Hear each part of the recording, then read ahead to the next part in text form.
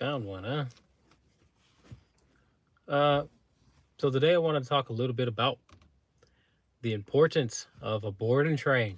A lot of my clients seems to be that they are asking me about uh, whether or not it's better for their dog to do a board and train or a private lesson.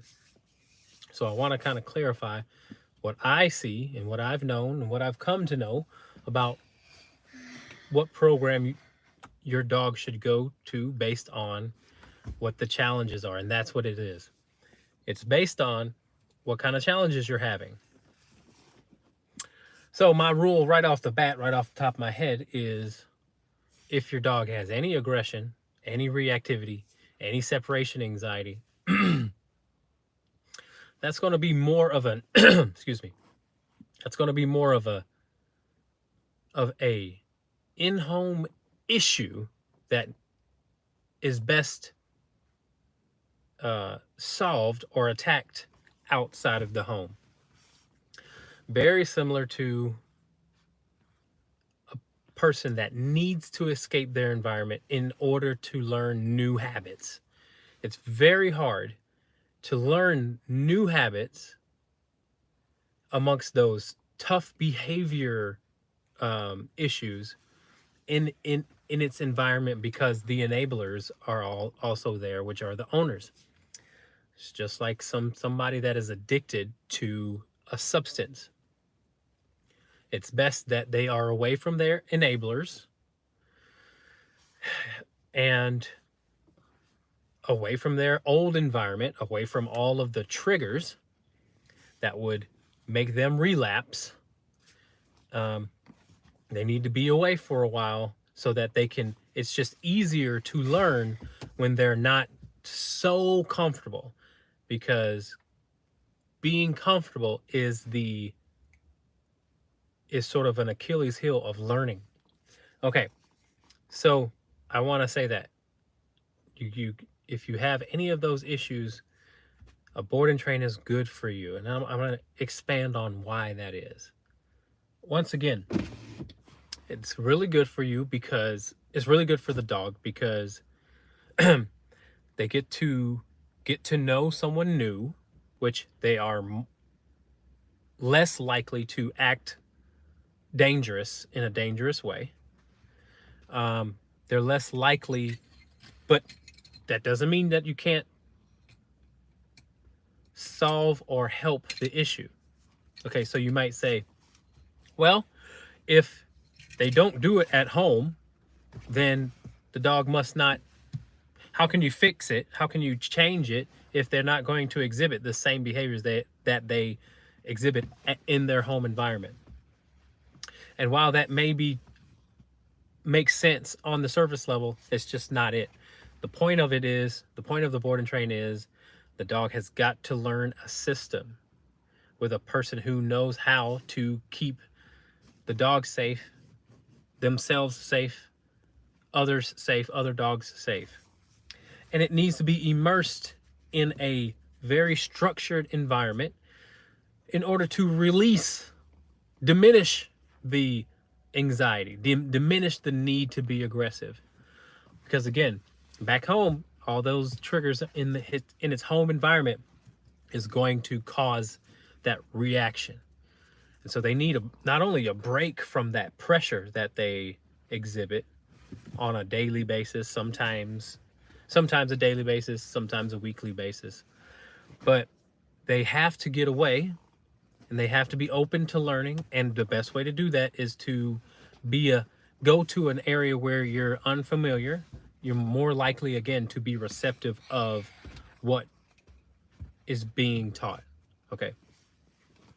So, not only that, the dog gets to know someone, again, that can sort of give them a different outlook on it, on life, because a lot of reactive dogs, aggressive dogs, they're doing it because they think they need to. And then they also are free. They think that they can do it. So those are two different reasons that do blend together. Dogs are aggressive because they need to be, they feel they need to be, but they're also free to do so because they haven't met a consequence strong enough to make them reconsider. But some dogs, again, don't feel like they have an option but to go control. And that's what it comes down to. Insecure dogs or ignorant dogs, they want to control whatever they think they need to in order to self-preserve and or to protect their territory and owners. And so, again, more important than the environment is the system. The system will override any environment, because the way that I teach dogs is how to listen no matter what environment you're in. You have to listen. The environment matters less. That way you can take the dog to the vet. We don't have to practice going to the vet. We don't have to practice going to a store. We don't have to practice going to your favorite brewery. And your dog will listen there. Okay? But it matters more that the dog knows what to do and also trusts you to use that training system in order to keep themselves safe and in order to advocate for them. So the board and train, again, just allows a good foundation to be formed. And then teaching the owner how to use that system consistently, despite what they want out of the relationship, is the key. So the board and train is, a good board and train is super invaluable to a dog. It's like sending a kid to college. It's a higher education, and they are immersed in a area of learning. And also, we can have some fun there because I always socialize all of my board and train dogs. So that's a little bit about the board and train. That if you're if you're on the fence about it, I would take a second chance to think about it. The other thing that I hear from owners is, well, they'll do it there, but they won't do it here. And again, that goes back to the environmental thing. The training system overrides the environment, period. Okay, down means down wherever you are, in the car, at a hotel, in your house. Down means down. Come means come, whether you're in the field, whether you're wherever, at a gas station stop, doesn't matter. Come means come. Okay, and we use those training commands to really, again, bring the dog safety and diminish the insecurity, diminish the need for the dog to control its environment, because it cannot control its environment.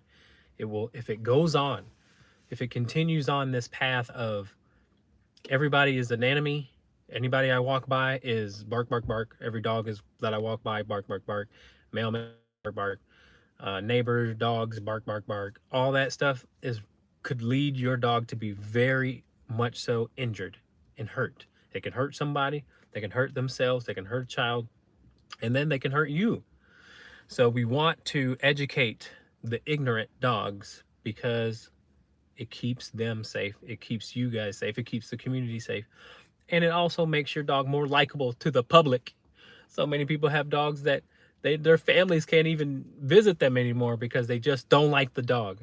So it's a way of raising a dog that is productive for not just the people in the house, but also the community at large. The board and train is a very good thing if used correctly.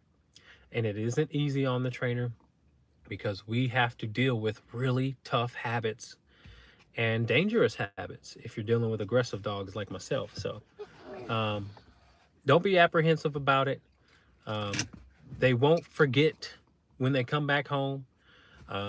And I'll tell you what, I've had dogs come back years later just for like boarding, and they remember the system like that. So it stays there very much so, very long. My training system and philosophy is always geared towards long-term solutions. And it is proven to work. If I have dogs that come back from a various amount of times and they come back and they know what the deal is and they know how to behave well. So I think that's it about the board and train, guys. I think that is the biggest question that I get. I'll leave you guys with that. A good board and train is very valuable for your dog. Make sure you find a good one. And yeah, that's about it. Hey, you guys, like, share, and subscribe. Help me grow this channel. I really want to keep producing videos like this. So give me some good feedback, or give me any feedback. But like this video, share this video, comment, and yeah, we'll see you guys in the next one. Say bye, Fofo. See you guys.